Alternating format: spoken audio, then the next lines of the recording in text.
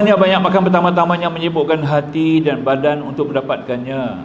Bahawa pada banyak makan itu pertama-tama menyibukkan hati dan badan untuk mendapatkannya. Keduanya untuk menyediakannya. Kemudian yang ketiganya untuk memakannya. Kemudian yang keempat untuk menyelesai dan melepaskan diri daripada kesan-kesan makan seperti mencukil gigi. Makan ni banyak cerita.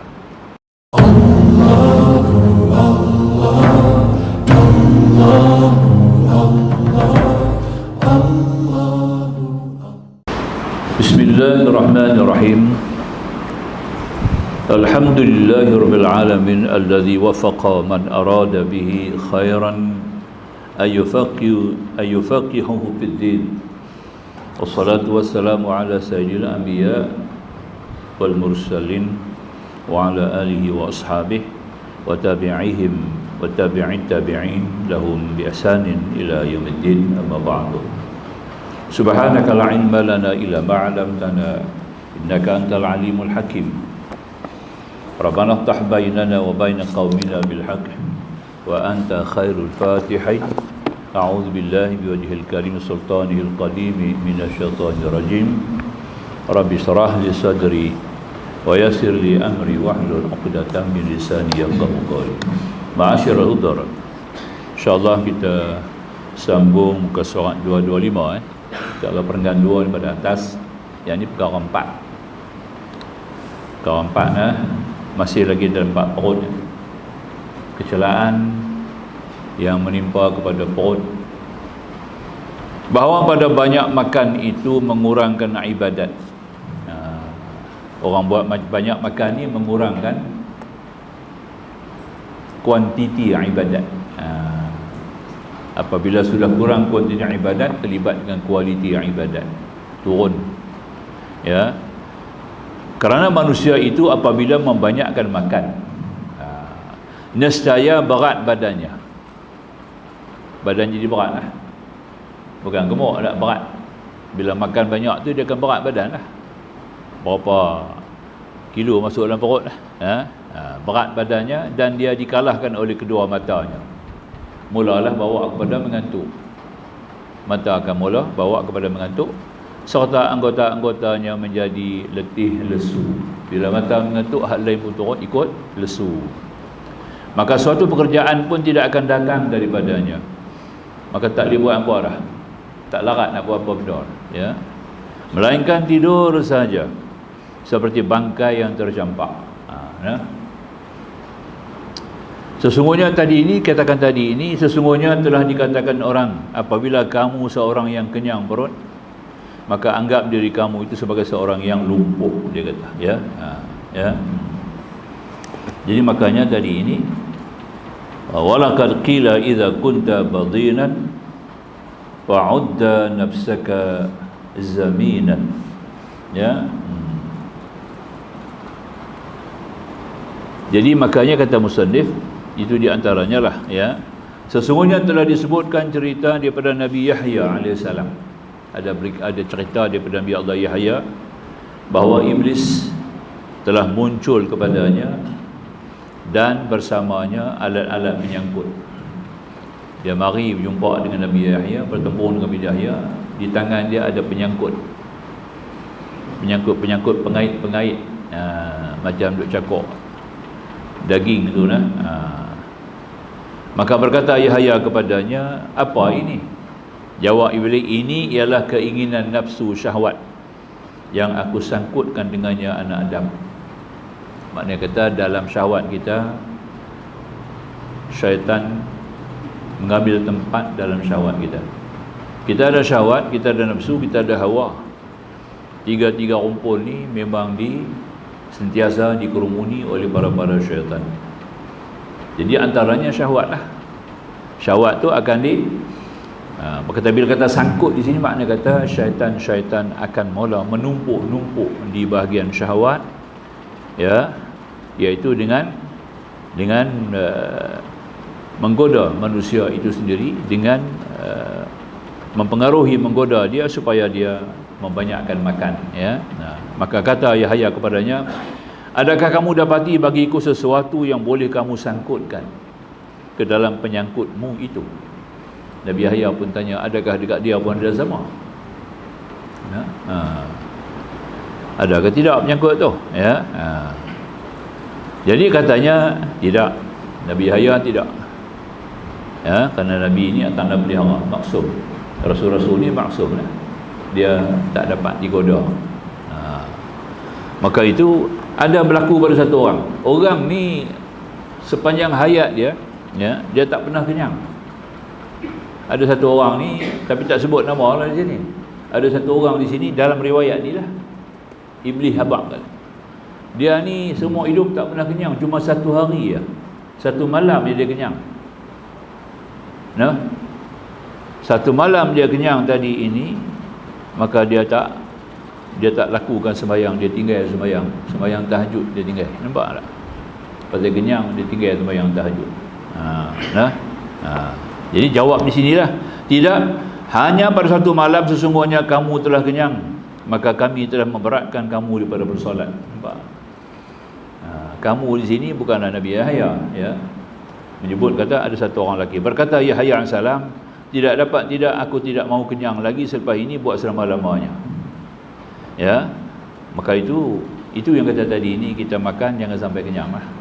Berkata Iblis, tidak, aku tidak akan lagi menasihati seorang pun selepas ini selama-lamanya. Makna kata satu di antara sunnah Nabi SAW yang sampai kepada kita ini adalah apa-apa yang dibawa, yang disampaikan oleh Iblis ini pun juga merupakan sebahagian daripada sunnah Nabi SAW. Ya, dia kena tunduk dekat Nabi kita. Sebab Allah pernah perintah Iblis untuk bertemu dengan Nabi Muhammad SAW, menceritakan, menjawab apa yang akan ditanya oleh Nabi. Nampak tak? Ya? Jadi maka itu apa-apa yang didatangkan Iblis itu maknanya antara perkara yang terlibat juga dalam sunnah Nabi lah. Ya? Kerana sunnah Nabi lah Iblis mendedahkan rahsia kepada kita. Maknanya antaranya dia akan mengenyangkan kita makan. Bila kita kenyang makan, kita berat nak bangun untuk sembahyang tahajud. Dan maka itu kita nak makan juga, kita kena lawan sungguh lah. Sebab itu perlu dalam ilmu tasawuf ni, tuan-tuan, pertama sekali, yang paling kuat sekali kita kena giatkan dalam soal mujahadah. Dia tiga dia tasawuf ni: mujahadah, muraqabah, musyahadah. Dia ada tiga angkabah, tiga pangkat saja lah. Ya, kita lulus tiga pangkat ni, kita jadi hamba Allah yang dikasihi oleh Allah, yang diridha oleh Allah. Jadi tiga.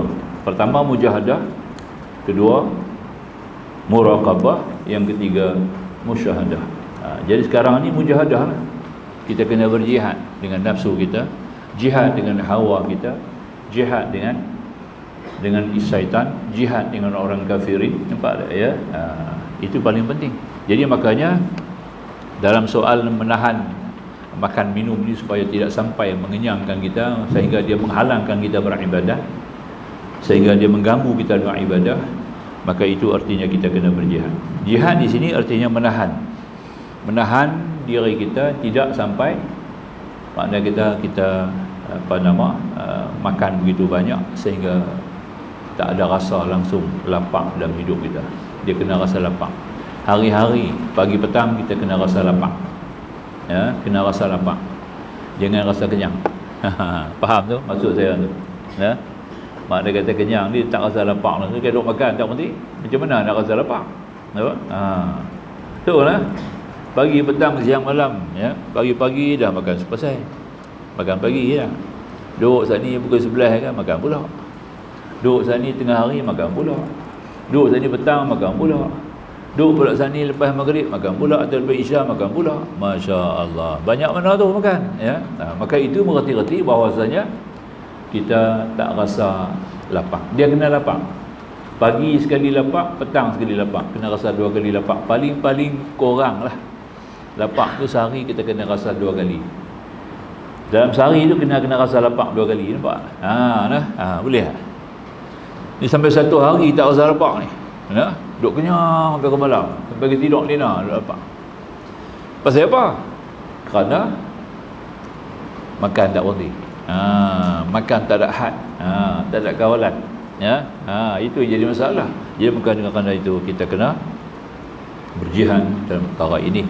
Ya, boleh makan bukan tak boleh makan, tapi kita kena hadkan kita punya makan. Jangan sampai kita kenyang mengganggu. Kenyang tu kena kenyang lah juga. Tak kenyang ni kita tak sedap nak makan dah. Bukanlah tak boleh, bukanlah sampai tak boleh kenyang, ya. Tapi jangan sampai kekenyangan itu menghalang kita dalam buat ibadat. Ibadat kita kena perbanyakkan. Kita kena faham, ya. Dalam soal wilayah ibadat tu kita kena faham lah. Sembahyang fardunya 5, sembahyang sunat-sunatnya yang ada 20, ada 22, ya.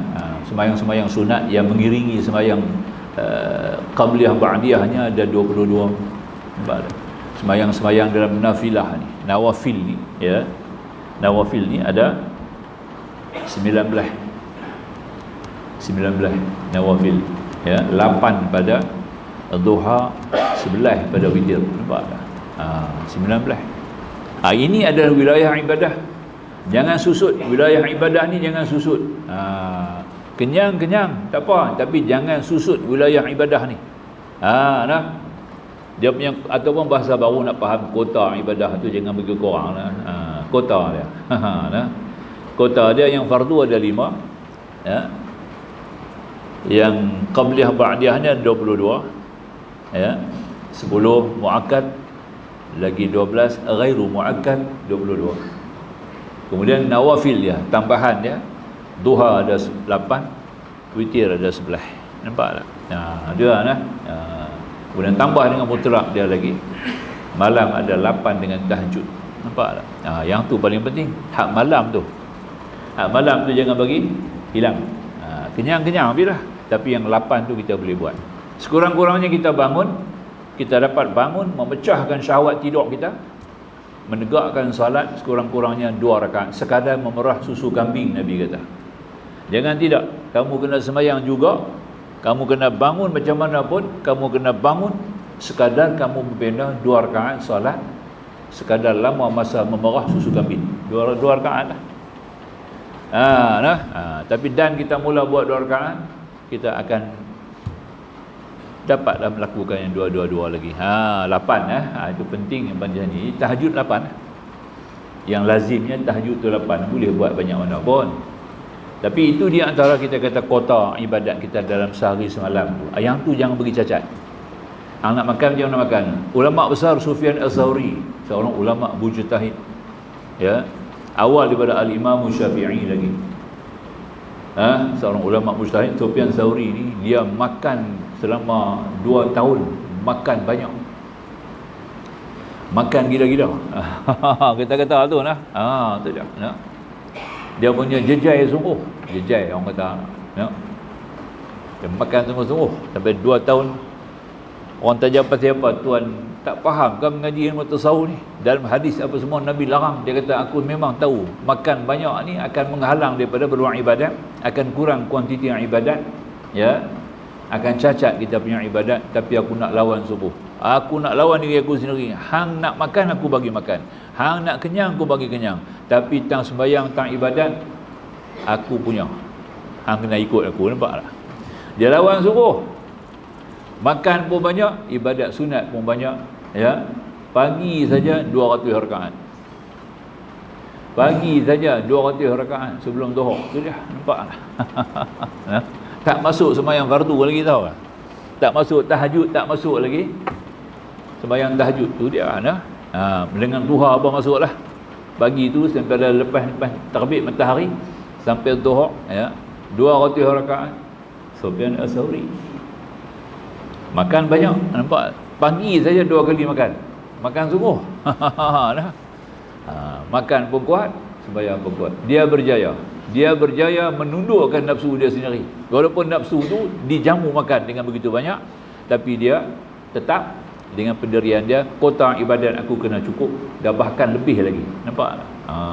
Tang tu dia berjaya lah. 2 tahun dia berjaya. Ya, tu dia. Imam Hanafi menguji tidur. Dia menguji tidur dia. Nampak tak? Siang dia tidur lah. Malam dia tak tidur. Selama 2 tahun turut-turut dia tak tidur langsung. Siang saja dia tidur. Siang dia tidur Ustaz. Malam dia tak tidur selama 2 tahun nak menguji syahwat dia. Nampak tak? Dia buat ibadat dengan pula satu wudu. Satu uduk dia ambil untuk Isya, uduk tu dia tahan sampai subuh. Tu dia. Nampak tak? Tu depa lah. Kadang-kadang kita masuk macam tak masuk akal ya. Itu Imam Hanafi, Imam Syafi'i buat begitu lah.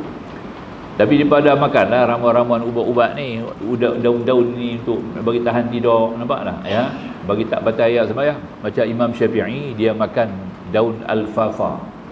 Alfafa. Daun tu. Makan daun tu dia tahan tidur.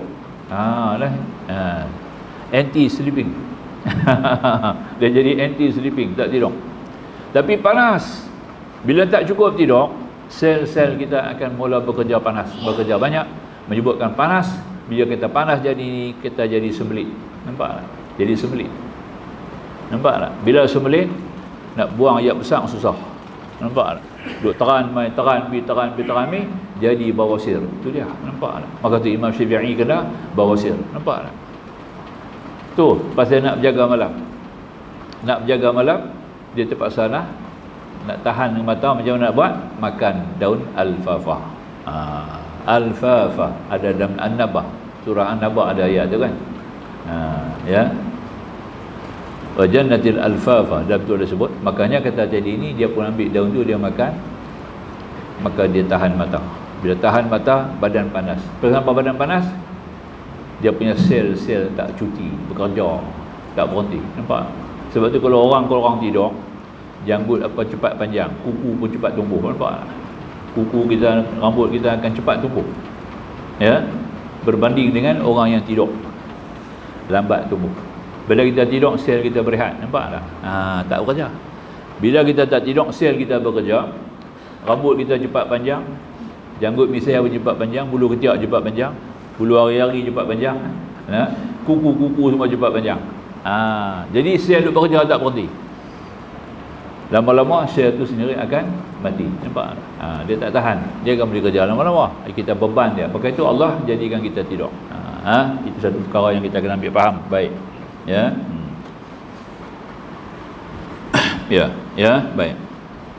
Dan kata musannif sebahagian daripada yang kita sebut gitulah. Itu rahsianya lah. Baik.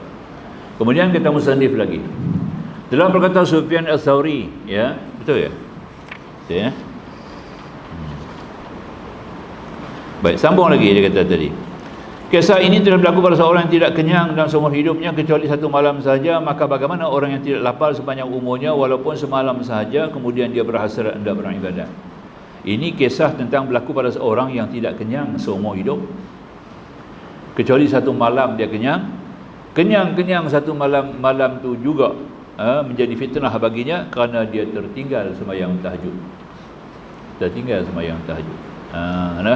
Tu dia. Sampai dia dapat mimpi bertemu dengan bidadari. Bidadari kata kat dia, nampak tak? Hang telah mencacatkan mas kahwin kita. Rupanya sembahyang tahajud tu mas kahwin. Sembahyang tahajud tu mas kahwin orang lelaki lah. Bukan orang perempuan lah, orang lelaki. Orang perempuan dia pasti sendiri akan jadi lebih daripada bidadari lagi dalam syurga besok. Lebih daripada bidadari lagi di bawah besok ni.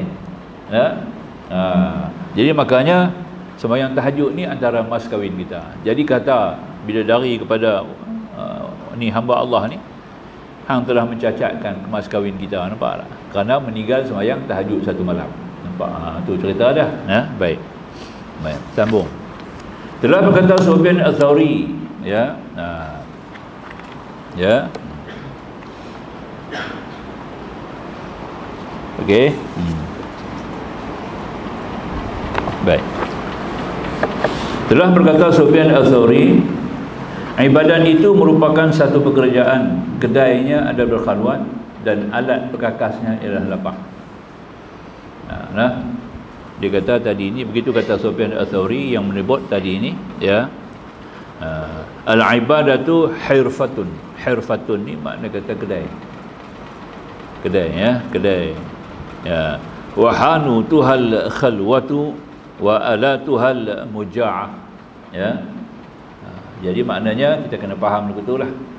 Tak dapat tidak, ibadat itu merupakan satu urusan pekerjaan. Dia maknanya kata kedainya adalah berkhalwat. Kita kena duduk pekerjaan tu dalam berniaga. Maksudnya penjagaan yang berniaga dia merupakan duduk dalam kedai, kedai itu adalah khalwat.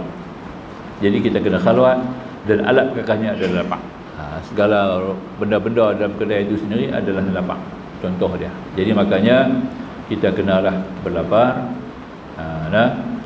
Paling-paling tidak kalau kita tak dapat nak kawal makan kita lah. Ada orang dia kena makan, dia perut besar, ya. Orang putih kita big stomach, perut besar, ya. I'm having a big stomach, saya ada perut besar, kita makan banyak. Tak boleh, makan sikit, tak apa, ya. Dia kena latih dengan berpuasa. Berlatih dengan berpuasa, yakni ikutlah puasa yang Nabi suruh tu, 3 hari pada pertengahan bulan, 3 hari pada awal bulan, 6 hari, tambah dengan Isnin Khamis. Dia buat puasa ni lama-lama dia sendiri akan kurangkan makan. Nampak? Sama juga dengan kita bangun sembahyang malam. Walaupun kita buat 2 rakaat saja, tapi kesan dia bagus. Saya pernah sebut di sini dah bagaimana seorang laki-laki di zaman sahabat sendiri. Dia duduk ada depan Nabi, orang ni. Sahabat seorang ni tahu kata dia ni pencuri. Sembahyang jemaah tak tinggal, ikut belakang Nabi. Sembahyang malam, sembahyang tahajud, siang dia pencuri. Tapi merompak habis. Nampak? Nah. Jadi kawan ni tahulah. Kawan ada sebelah dia tu tahu. Dia tanya kepada Rasulullah, "Ya Rasulullah," nak bagi dia dengar. Nak bagi dia dengar. Macam mana satu orang ni malam sembahyang tahajud, nampak tak? Tapi siang mencuri. Nabi kata tak apa. Bukan Nabi kata mencuri tu tak apa. Biar pergi kat dia. Lama-lama dia tak mencuri dah. Dengan berkat sembahyang tahajud tu. Nampak tak? Dengan kuat sembahyang tahajud tu, dengan berkat sembahyang tahajud tu, istiqamah dia, berkekalan buat sembahyang tahajud, akan jadi penawar kat dia yang akan menyingkir, mengikis segala sifat-sifat buruk dalam diri dia. Antaranya dia akan tinggal mencuri. Nampak tak?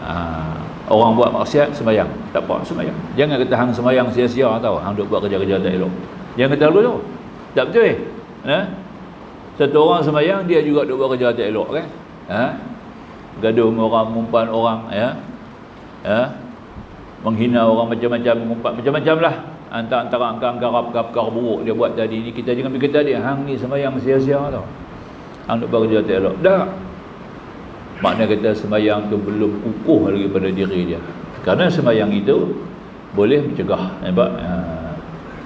Boleh mencegah fahsya dan mungkar. Fahsya wal mungkar.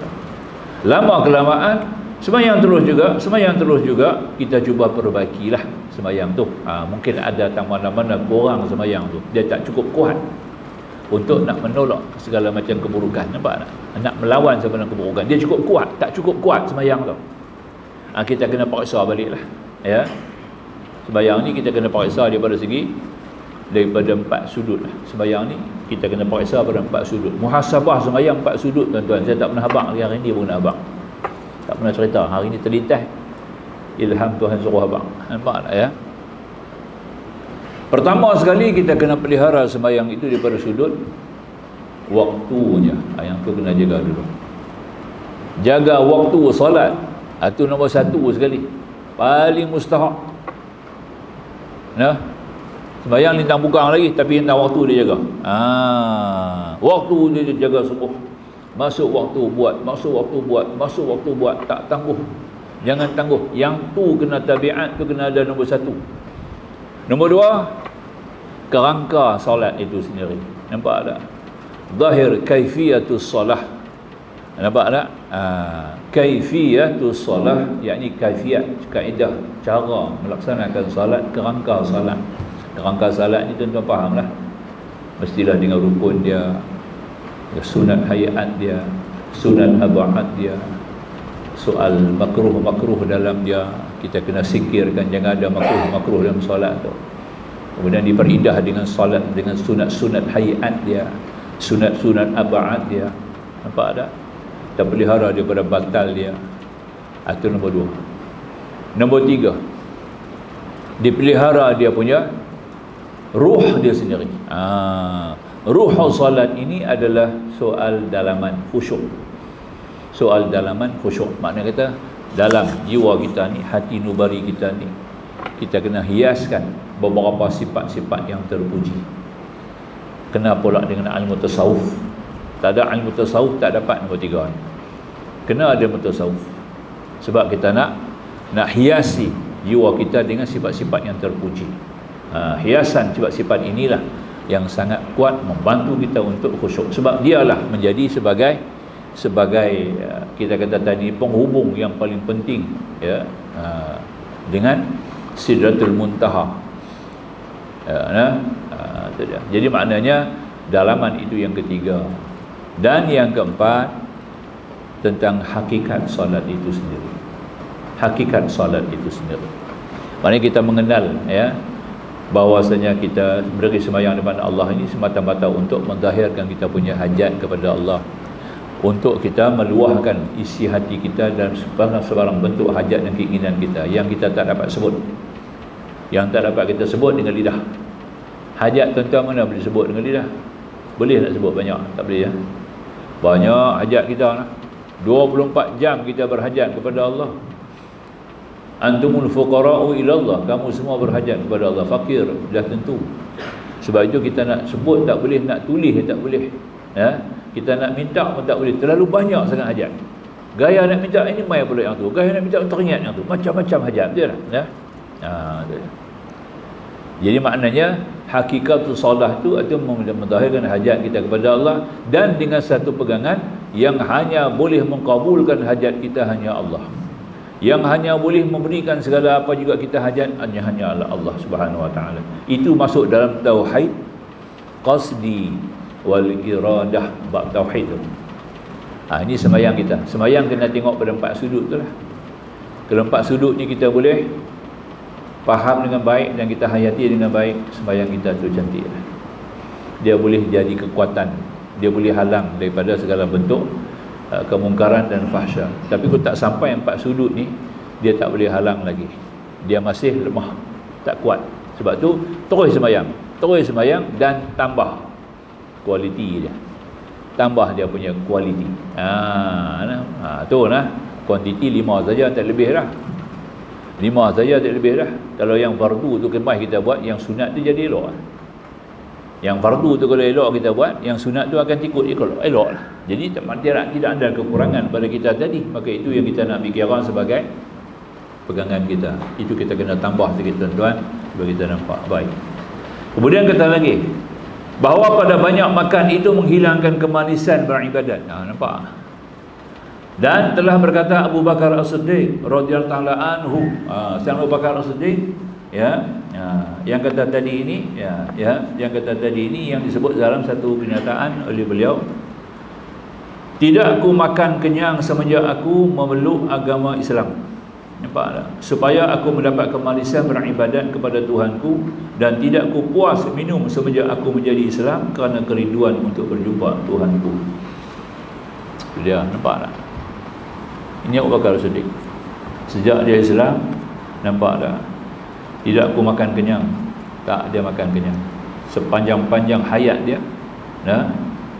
Itu kita sebut tadilah Abu Bakar As-Siddiq. Jadi makanya dia di antara sahabat Nabi yang terulung. Ini adalah sifat orang yang mukasyafah. Mukasyafah ni telah buka mata hati Allah Ta'ala dengan mengenali rahsia-rahsia ketuhanan. Itu dah tinggi lah. Tadi kita sebut 3 kan. Mujahadah, muraqabah, musyahadah. Kalau dah sampai musyahadah ni, Allah akan angkat kita sendiri. Kita sendiri nak naik tak boleh. Allah akan angkat kita kepada makam mukasyafah. Mukasyafah ni kira sampai kalau tu imam baca ayat berkenaan dengan syurga tu, dia belakang dia kecap mulut dia. Tu sedap dengar. Macam orang cerita pasal makan kan. Kan orang kita cerita makan kita kecap mulut. Betul tak? Nak cerita sikit pasal nasi kandang. Di mana-mana makan, kita yang dengar nanti dia kecap mulut. Nampak? Betul tak? Ini dunia. Tapi kalau muka syafah ni, akhirat tu belum wujud, tak nampak lagi. Yang nampak syurga ni 3 orang ya. 3 orang rasul saja yang nampak syurga. 3 rasul. 3 rasul saja yang nampak syurga. Yang lain belum nampak lagi. Yang pertama Nabi Adam AS. Nabi Adam nampak. Sehingga dia turun ke bumi, bila dia kena hantar ke bumi, berapa tahun dia tak boleh makan. Nampak? Sebab dia bau busuk makanan bumi. Dia duduk syurga lah. Bila dia kena turun ke bumi, entah berapa tahun, nampak? Dia tak boleh makan. Dia tak nak selera nak makan. Sebab makanan bumi ni busuk banding dengan syurga. Itu Nabi Adam AS. Nombor 2 yang tengok syurga, Nabi Idris AS. Nabi Idris. Dan nombor 3 Nabi kita, Nabi Muhammad SAW. Paling luas dan paling nyata Nabi kita Muhammad SAW. Itu paling luas Nabi tengok dengan sah. Dan semua sudut, nampak? Bukan kata surga saja, neraka pun Nabi tengok. Itu dia lah. Itu kenyataan 3 Nabi saja, tuan-tuan. Ya. Tapi kita yang bukan Nabi, yang bukan Rasul, yang tak dapat tengok ni, kalau kita sampai kepada makam mukasyafah, kita akan dibawa oleh seolah-olah melihat. Nampak tak? Maka tu kita dapat rasa, cerita macam bidadari ya? Tak nampak dah. Tak nampak dah orang perempuan lain dah. Hang sampai lah dia cantik macam mana sigak pun aku tak mau tengok hang dah lah. No. Aku duk nampak bidadari ah. Tu dia nampak. Tu muka syafah dia panggil. Nampak tak? Maka muka syafah tu hanya berpandu kepada pendengaran, didengar daripada hadis Nabi. Nabi duk habaq bidadari tu lagu mana? Nampak tak? Ya. Seorang bidadari buat turun mai tadi ni, nampak tak? Dia hembus kita. Nampak tak? Angin mulut dia punya wangi dia kita tadi ni, nampak tak? Sampai habis tidak ada lagi benda yang kita nak hidup di bumi ni, kita akan rasa busuk semua perkara, nampak tak? Baru seorang bidadari. Itu dia. Nah, itu ada hadis Nabi. Ini di antara hadis-hadis Nabi yang bagi dia ni sudah mukasyafah, seolah-olah dia nampak. Nampak? Ya. Baca pasal minuman syurga, pasal makanan syurga, dia duk kecap mulut. Tok Imam baca, dia duk kecap mulut di belakang seorang dia. Nampak? Ya. Tu dia. Tu sampai tahap tu kita panggil mukasyafah. Lah, itu makam mukasyafah. Tu di dalam sikitlah. Sebab mata hati ni telah terbuka. Mata hati ni ada peringkat pula. Mata hati ni bukan satu peringkat ya. Mata hati ni ada 3 peringkat. Ya, ni peringkat yang ketiga lah. Peringkat ketiga ni Nabi je lah. Orang lain tak boleh. Nampak ya. Kita hanya boleh dapat sampai peringkat 2. Gagah-gagah satu pun jadilah no. Satu ni makna kata kita akan ada satu keyakinan macam kita kata melihat Allah sedang duk tengok aku sekarang. Nampak tak? Jadi kita pergi mana pun kita duk perasan kata Tuhan duk tengok kita. Itu buka mata hati tingkatan yang pertama. Nampak tak? Nak buat kerja-kerja tak elok tak berani. Nampak tak? Nak buka pakaian pun fikir 3-4 kali nak. Tuhan duk tengok aku malu. Itu dia. Nampak tu? Sampai tahap tu lah. Sampai nak buang pakaian pun dia fikir dia malu. Nampak? Tapi nak kena buang jugalah. Dia nak buang, nak pergi bilik ayak, nampak semua. Kita nak berak apa semua, nak kena selak ya dah. Bukan nak berak dalam kain. Tak gitu. Tak? Tu dah. Maka tu kita diajar baca bismillah. Bismillahirrahmanirrahim. Nak buka kain baca bismillah tu dah. Tak baca bismillah, jin nampak kita. Puang jin nampak jenuh. Dalam bilik ayak ada jin. Dalam bilik ayak ada jin tau. Tu dia. Ni abang budak-budak takut masuk bilik ayak. Abang orang tua-tua tak faham lah. Abang budak-budak, ustazah pergi abang. Ya. Cucu balik-balik takut nak masuk bilik ayak. Pasal apa takut masuk ni? Tak mau masuk, tak mau. Tak mau Tok Wan, tak mau. Pasal apa? Tak mau Tok Wan, takut. Rupanya ustazah abang ada dalam bilik ayak ada jin. Dia tu kena baca Allahumma inni a'udzubika minal khubuth wal khabath minasyaitonir rajim. Nampak tak? Ya. Ustazah dia abang gabak dia lagu tu. Cucu balik tak mau masuk bilik ayak. Nak kencing di luar mana boleh. Nampak tak? Baru dia habaq. Dah ini makna jin tu makna bukan kata jin, syaitan. Dia tak kata jin, syaitan. Syaitan ni kuman. Dan bilik ayak kita banyak kuman. Nampak tak? Bakteria. Banyak bakteria. Jangan duk buka. Bila kita ada tu jamban kita, jamban duduk tu kan. Dia punya tudung tu selalu mau tutup. Jangan buka. Habis kita guna, kita dah flush, kita tutup balik tudung tu. Dia keluar daripada bawah tu yang tu yang buat dia keluar tu. Dia membawa bakteria yang tidak sihat kepada kita ya. Kita ada sedut tu tak bagus ya. Itu di antara perkara yang boleh mencacatkan kita punya hati ya. Tak bagus. Sebab tu kita tutup ya. Baik, boleh faham ya. Ambil apa nama, itu satu di antara perkara yang dia ajak di syarak lah, kita kena enggak lah. Jadi makna kata kita nak buang pakaian ni, memang jin ada sungguh. Dalam rumah kita ada jin, semua penuh jin dalam rumah kita tu. Dia pun tumpang duduk sekali lah, bukan tak nak? Tapi dia tak mainlah duduk macam kita lah nak. Dia tempat-tempat dia sendiri. Sebab tu Nabi kita jangan buang air panas kot tingkap. Jangan tuang air panas di sing kita lah kan. Sing duk basuh pinggan mangkuk. Jangan tuang air panas-panas sebab di pada situ. Nampak tak? Dituang atas dia. Lah. Jangan tuang kot tingkap, dia duduk atas tingkap tu. Nampak tak? Di bawah tingkap tempat dia apa? Kita corak air panas-panas kena kat dia. Saat ni siap. Tadi kita sakit tak mana sakit tang tu. Kerja dia apa? Yang bagi sakit tu bukan kita nampak. Dia pergi korek kita balik. Nampak tak? Kita tak perasan, awak aku sakit pinggang orang ni lah. Pergi korek, pergi kacau buat pinggang kita, nampak? Tu antaranya. Maka tu kita kena faham, ya. Itu semua adab tertib kena kenal juga makhluk jin ni, ya. Sebab dalam tauhid, dalam ilmu tauhid ni kita mengaji juga bab apa? Bab waliyah kita, ya. Bab waliullah. Bab wali-wali ni kita kena mengaji. Makna kita benar kita tak nampak. Termasuk dalam bab wali ini adalah golongan-golongan yang kita tak nampak, macam para jin dan syaitan. Nauzubillah. Tu antaranya. Baik. Jadi apa yang kita nak faham tadilah, tuan-tuan. Baik. Abu Bakar As-Siddiq ni dilihat daripada sini, ya. Sifat orang mukasyafah dibukakan mata hatinya oleh Allah Ta'ala yang mengenali rahsia-rahsia ketuhanannya. Maka Abu Bakar As-Siddiq adalah seorang yang telah mendapat mukasyafah sebagaimana yang telah disyarat oleh Rasulullah dalam sabda baginda, ma fadalakum Abu Bakrin bifadli saumin wala salat wa innama huwa bisyai'in wa qara fi nafsi. Abu Bakar tidak melebihi kamu semua dengan kelebihan puasa dan tidak dengan kelebihan salat, tapi hanya sesungguhnya beliau berkelebihan dengan sesuatu yang tersimpan dalam dirinya, tauhid. Dia ada satu kumpulan dalam dirinya, ada tauhidul af'al. Nampak tak? Itu dia, ya. Tauhidul qasdi wal iradah ada dekat dia tu, ya.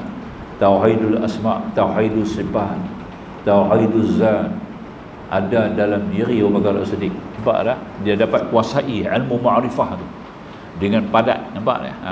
Itu dia, ya. Sebab tu Rasulullah kata, kalau kamu nak tengok mayat yang berjalan, tengoklah kepada Abu Bakar As-Siddiq. Sampai ada hadis bunyi begitu. Nak tengok mayat berjalan. Sebab bagi dia tidak ada apa-apa, yang ada hanya Allah. Nampak tak? Dalam diri, luar diri, semua yang ada hanya Allah. Itu dia lah. Tidak ada langsung kewujudan diri dia sebagai yang wujud secara hakiki. Yang wujud hakiki adalah Allah. Yang wujud pada diri dia adalah wujud majazi. Nampak tak? Ya? Wujud majazi, wujud wajahillah. Ya? Itu ada dalam ilaha, la ilaha. Dia dalam ilaha tu. Dalam ilaha tu ada. La ilaha illa Allah. Dalam ilaha tu ada. Ya? Dia kata wajhullah, maknanya segala wajah Allah ada di situ. Ya, yang wujud hanya wajah Allah. Apa dia? Segala makhluk yang Tuhan buat ni. Segala makhluk yang Tuhan buat, yang Tuhan zahirkan bagi kita nampak, termasuk diri kita, itu adalah wajhullah. Dia panggil wajah Allah. Ya. Yang wujud adalah Allah secara hakiki, yang lain daripada Allah wujud juga secara wujud majazi. Wujud yang tidak memberi bekas. Ya.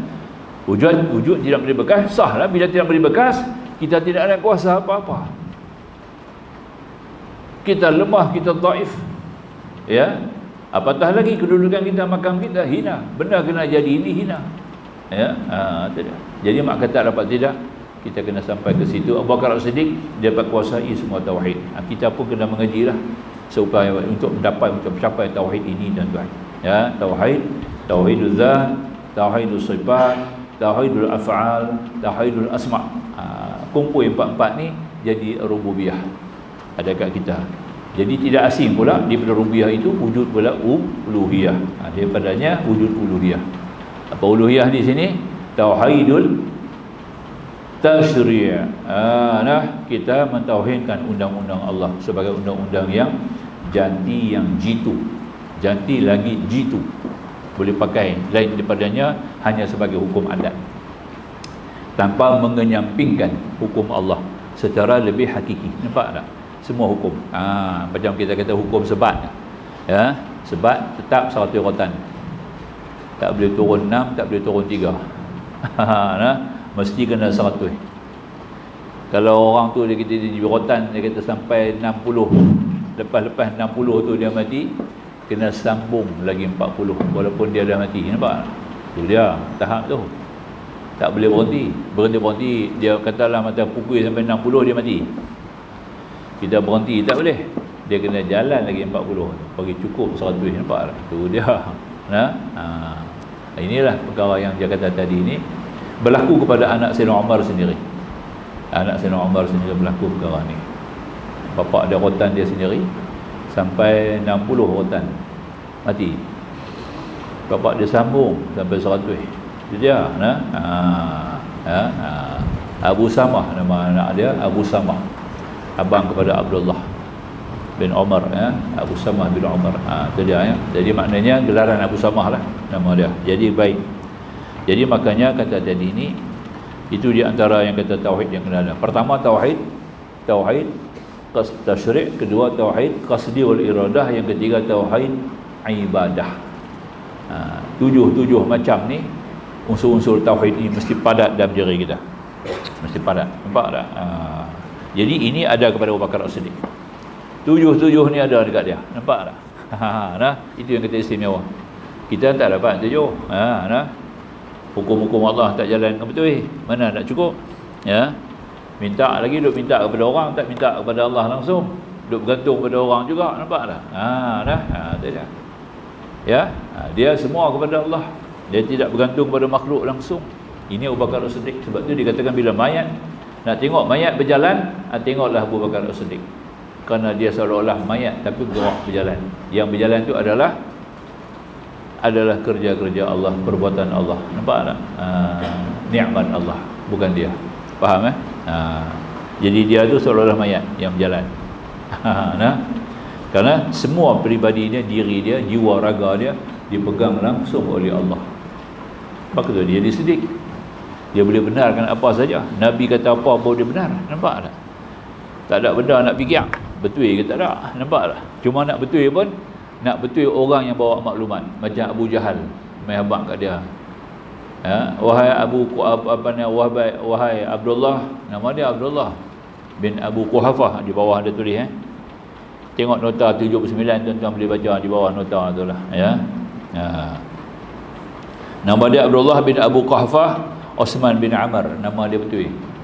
Gelaran Abu Bakar ni memang kata anak bapa anak dara.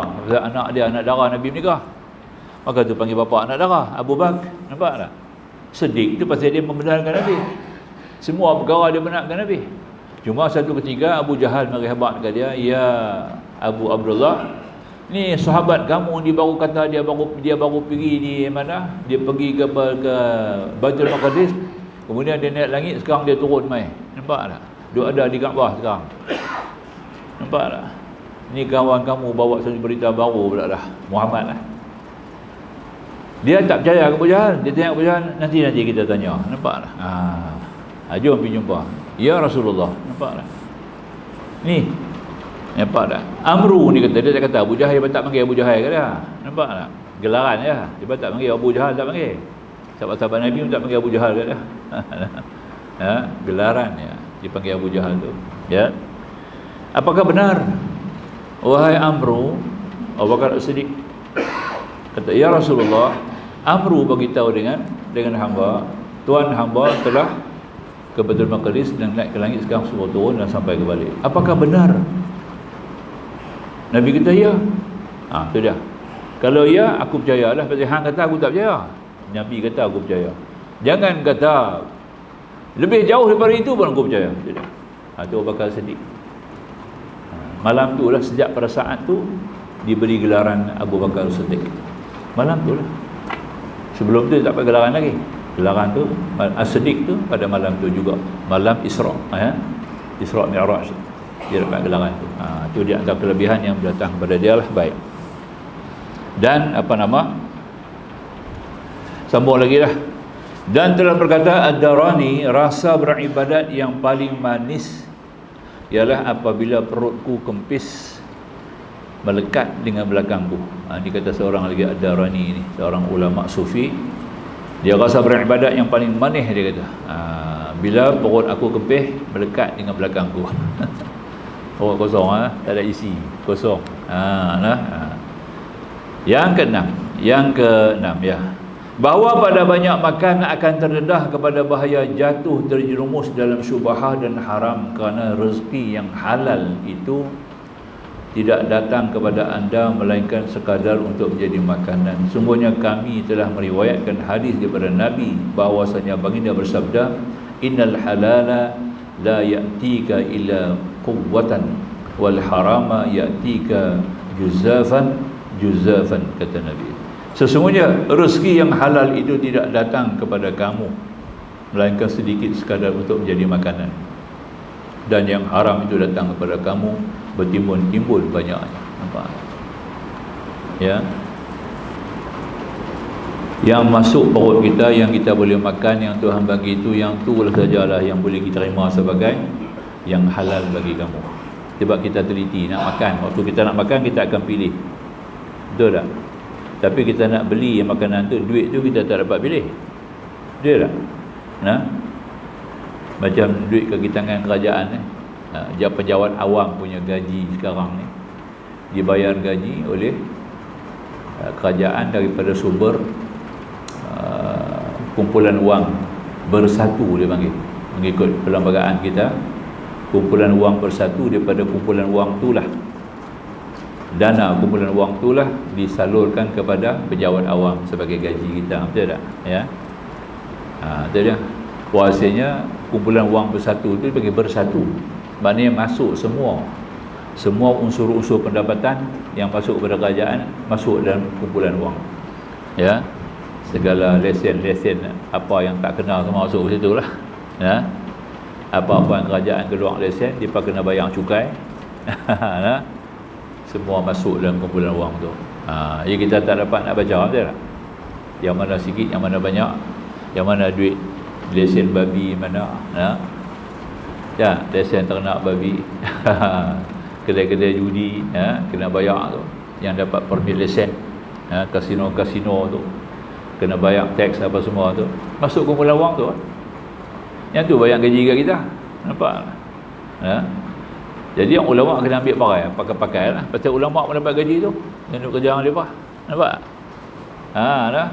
Nak kata haram tak boleh. Nak kena haram, tunjuk yang mana haram. Nak tunjuk tak boleh. Nampak tak? Bila kita haram, nak tunjuk dah tak boleh. Kita terima pakai.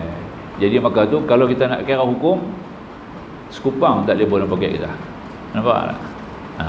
Tapi kita ambil satu hukum dasar, ulama kita bagi fatwa.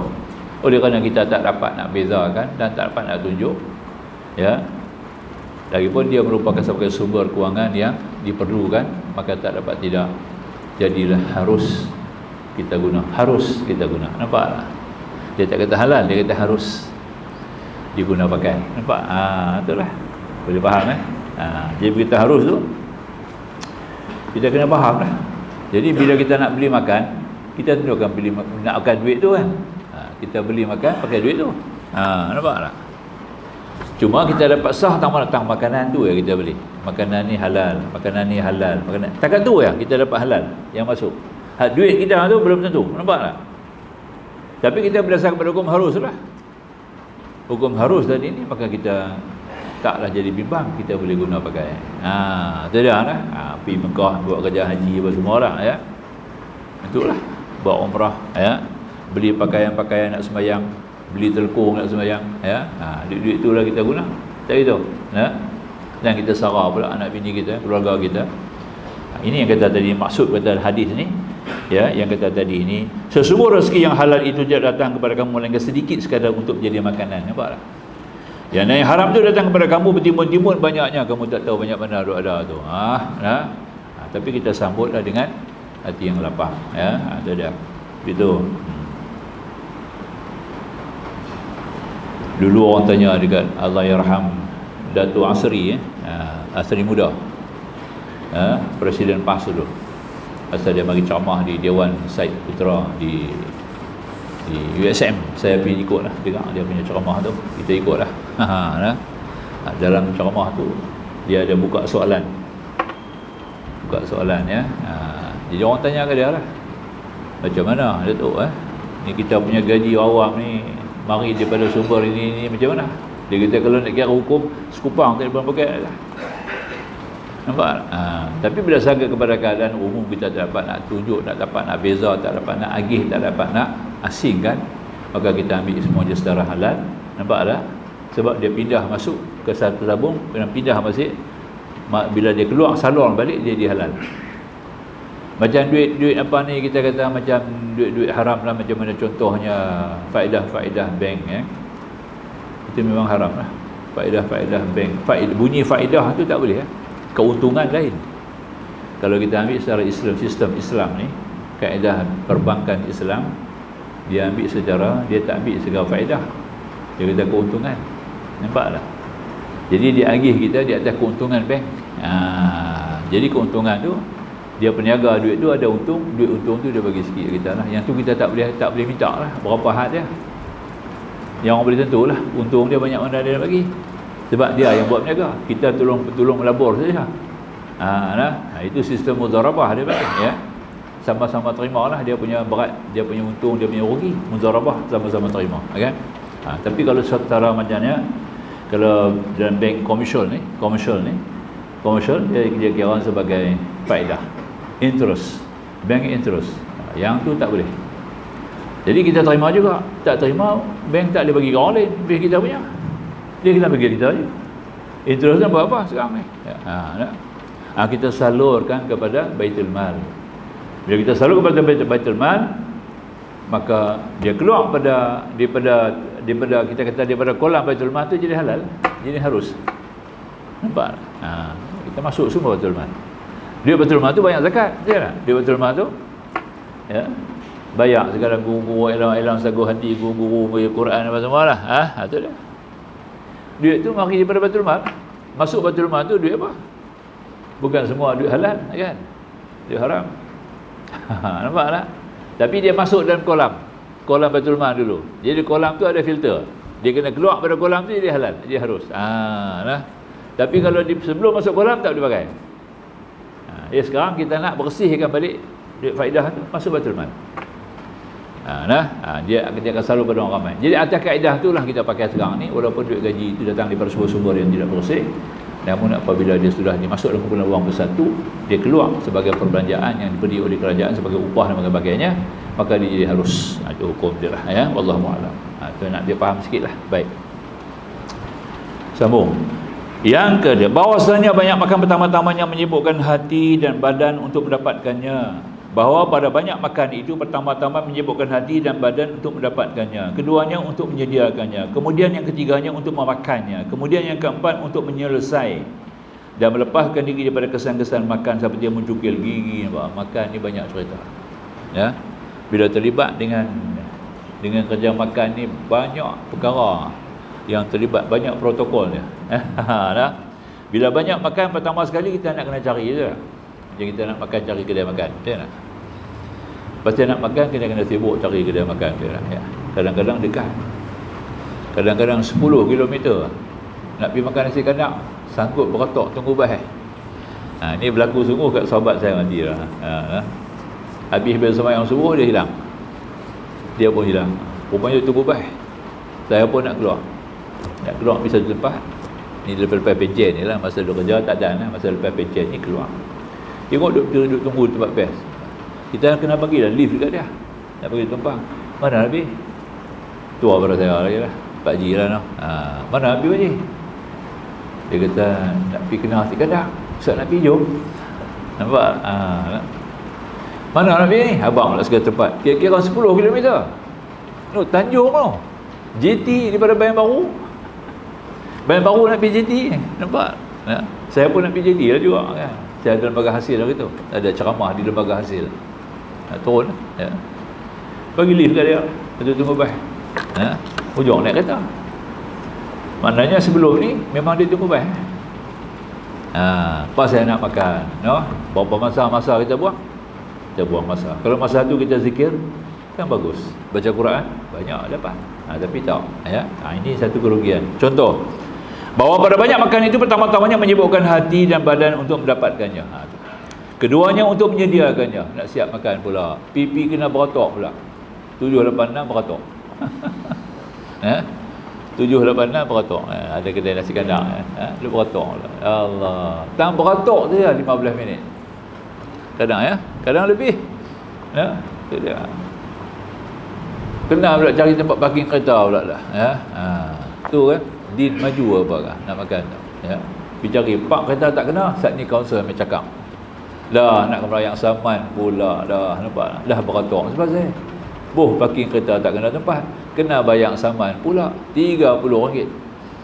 Nampak tak? RM30. Itu dia, kena bayar saman. Tapi sebelum sampai masa 15 kan, ambil dulu.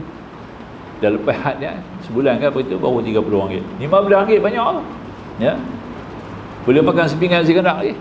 Cuba perhati tengok. Keduanya untuk menyediakannya. Kemudian yang ketiga untuk memakannya. Nak makan pula. Ambil masa pula dah. Nampak? Tu. Ya. Kemudian yang keempatnya untuk menyelesaikan dan melepaskan diri pada kesan-kesan makan seperti mencungkil gigi. Dah melekat gigi nak kena cungkil gigi pula. Ada lidi korek gigi. Nampak? Membasuh pinggan mangkuk. Tak apalah tu kita tak basuh. Berulang alik ke tandas. Tu dia. Nah. Duk atok bilik ayak pula dah. Nah. Kena makan tak kena gaya kot macam mana kah? Denuh cerit pula dah. Nah. Dan kelimanya untuk menyelamatkan diri daripada akibat makan. Akibatnya boleh jadilah penyakit, begitu darah tinggi ke, gula naik ke, kolesterol naik ke, ya. Duk makan telur sotong selalu lah. Tak gitu lah. Terpaksa membuat rawatan kerana timbul daripadanya penyakit pada badan. Nampak tak? Bahkan menimbulkan kebinasaan penyakit kepada agama. Tu saya ada pesan baru ni. Tuan-tuan nak makan baca apa? Baca surah Li'ila fi Quraisyin. Tiap-tiap kali nak makan hidangan lah, sama ada di kedai ke, di rumah ke, di mana orang hidang kita makanan kita sendiri, baca surah tu dulu. Jangan lupa lah, iblis ni suruh kuih bagi kita lupa. Dia bagi nampak makanan tu kita lupa nak baca. Baca dulu, baca elok li ila fi Quraisy sampai rihlat asyidda wasaid, sampai khauf. Makan, insya-Allah. Kalau gula tak beri kita, tidak menjejaskan kita punya diabetik.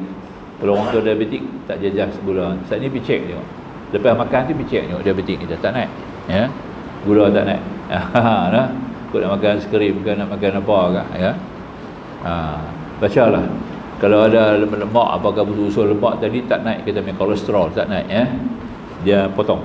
Itulah kelebihan surah Li'ila. Dia datang wa amanahu min khauf, wa amanahu min khauf. Tang ayat itulah. Dan aman daripada takut.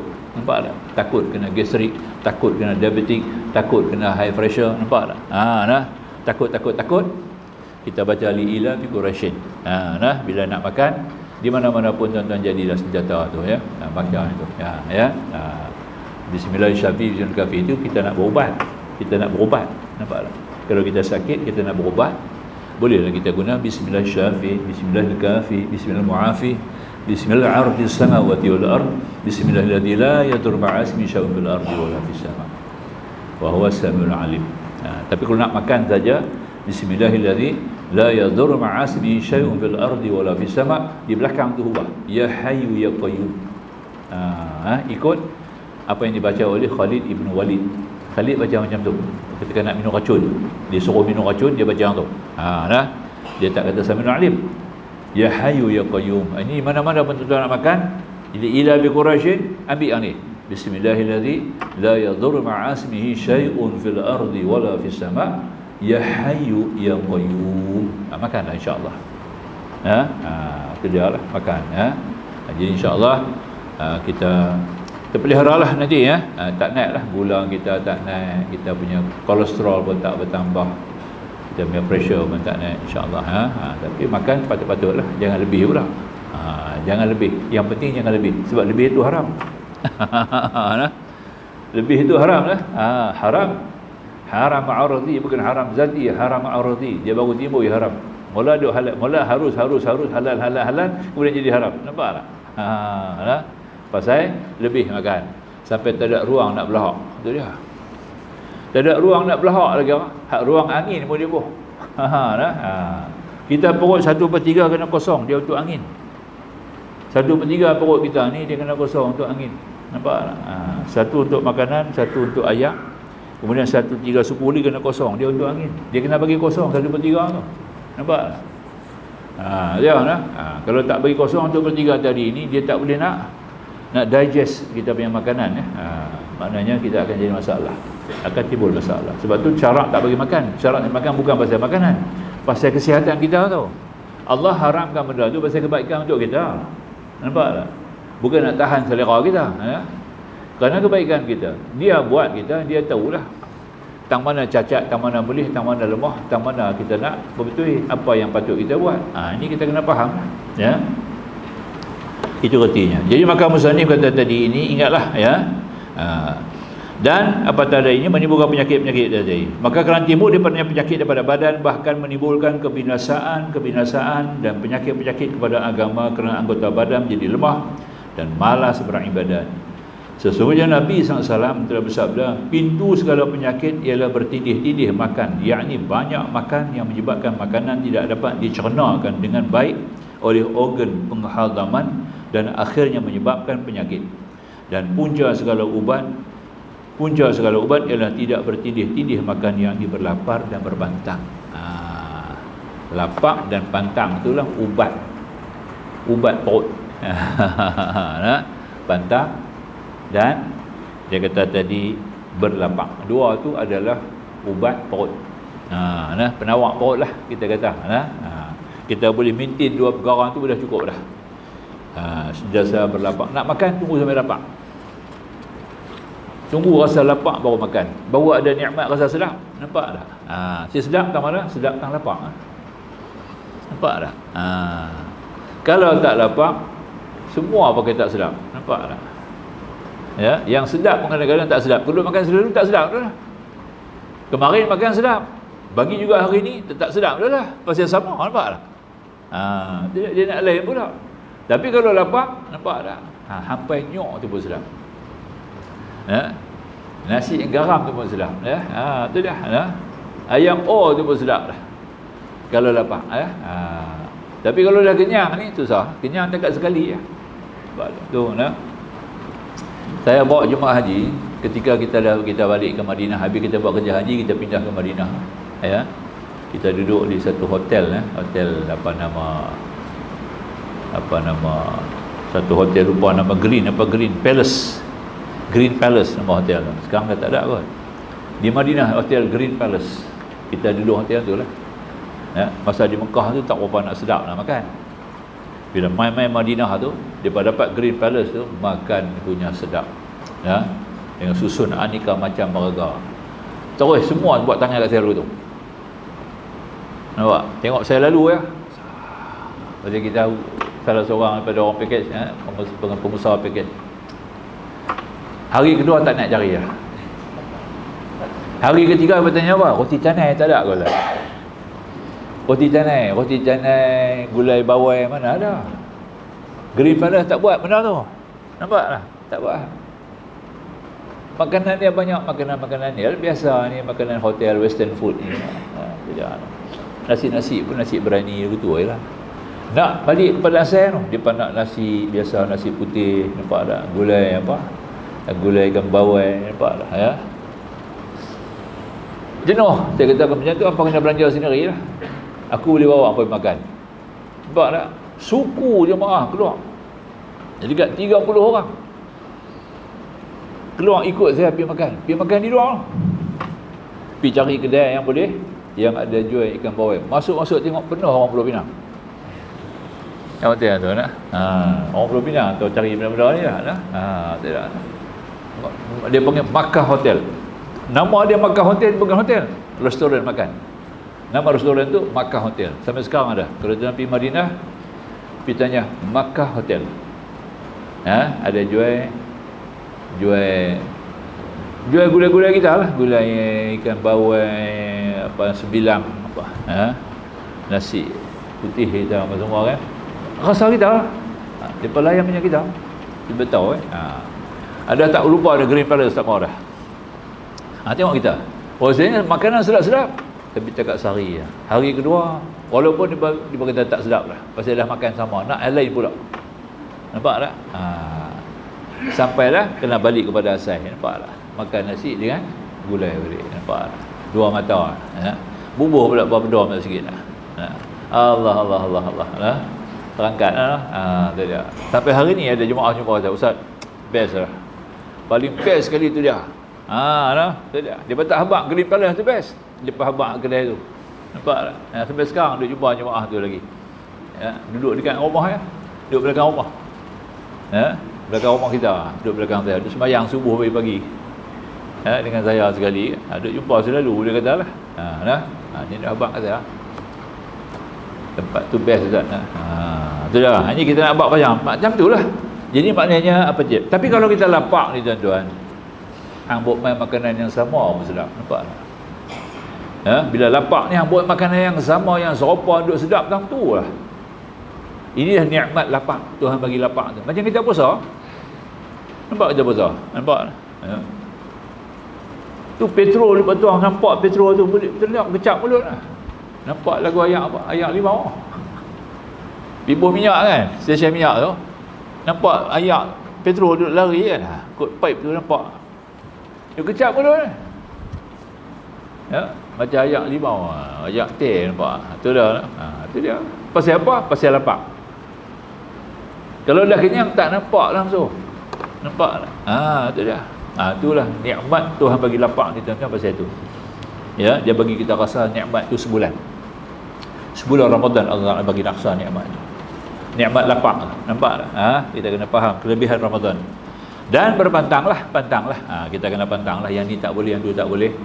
Banyak mana boleh, banyak mana tak boleh, kita kena pantanglah. Dan daripada Malik bin Dinar rahimahullah ta'ala anhu, bahawasanya beliau berkata pada penduduk Basrah, wahai ini, sesungguhnya aku acap kali telah berulang alik ke tandas sehingga aku merasa malu kepada Tuhanku dengan sebab banyak makan.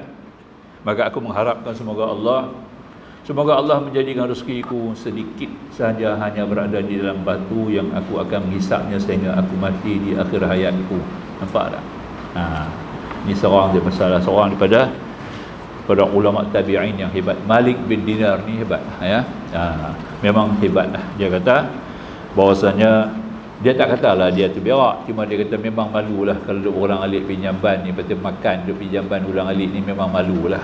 Bukan dia abang kita dia tu. Jangan sampai tahap tu lah. Jangan sampai tahap kita duk ulang alik pinjamban ni dah. Duk betul perut dia dah. Pasal makan tak berhenti ya.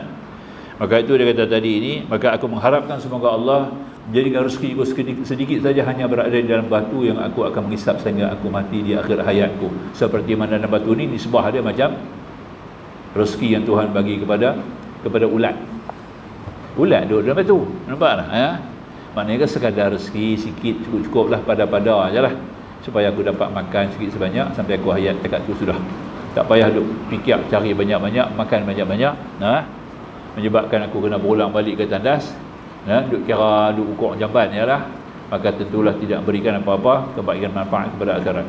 Kemudian tidak dalam keseluruhan perkara ini yang terdiri pada menuntut dunia, tamak haluba terhadap kepunyaan orang lain, dan membuang waktu hanya semata-mata disebabkan banyak makan adalah keburukan amal jelas sekali tidak sembunyi lagi. Sekarang kerana perut lah ya. Kejahatan perut ni menyebabkan orang jadi tamak haluba. Tamak haluba yang bukan-bukan. Nampak tak? Tu dah lah. Sampai dah tak kenal cara dah. Sampai dah melanggar cara, sampai tidak mengenal cara. Akhirnya ya, walaupun sudah datang bertimbun-timbun, pengambil kena masuk penjara. Nampak tak? Tu dia lah. Kena masuk penjara. Tu dia. Pasal tamak. Pasal puja tamak tu bukan mari daripada nafsu, perut. Nampak tak? Dia panggil ahmak, perut tu ya, terlalu sangat kejahatan perut dia kata tadi ini menyebabkan sampai orang jadi tamak, jadi sedangkan yang duk ada pun belanja tak habis, yang duk ada pun pakai tak sudah. Nampak? Nak lagi sampai tidak fikir cara, sampai tak dah melanggar cara, sampai tidak menyalahi cara, akhirnya telah jatuh dalam kancah bersalah. Nampak tak? Didakwa dan bagai-bagai, akhirnya masuk penjara. Nampak tak? Itu dia. Itulah yang jadi. Banyaklah perkara ni, bukan kita tuju satu dua orang ya. banyak ketika dan memang berlaku lah di mana-mana negara pun berlaku ya. Ada sampai presiden 2-3 negara pun jadi begitu ya, dia tangkap, didakwa ya, kerana melibatkan dalam urusan wang haram ya. Itu dia lah, nauzubillah min zalik. Cakap dulu, insya-Allah kita akan sambung nanti pada muka 228 pada perkara apa nama 9 ya. Perkara 8 maaf ya. Perkara 8 ya, kesusahan perkara 8 ni. Kita akan sambung pada kuliah kita akan datang. Aku qauli hadza astaghfirullahal azim li wa lakum, akhirul kalam wallahu subhanahu wa ta'ala a'lam.